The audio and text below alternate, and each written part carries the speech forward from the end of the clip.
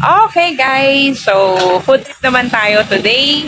So, nandito ako sa isang kainan dito sa may Pagaspas, Tanawan, Batangas.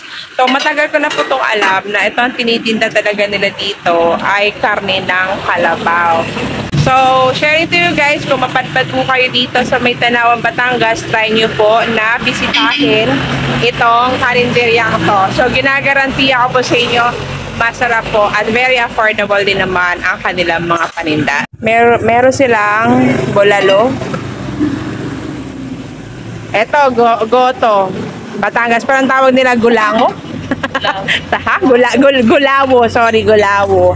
And dinuguan. Pero kalabaw po yan. And then, ito ay sinigang na kalabaw. So, isa lang ang baboy nila adobo. Ayan o. And then, ito po ang, ito, adobo sa gata na karne ng kalabaw. So, titikman natin yan. And bopis, nakakatuwa oh. Yan. So, nagulat ba kayo? Kalabaw po lahat yan. Kasi nga, sila, ito, kare-karing kalabaw din po, no? Yan po ang kanilang mga menu dito.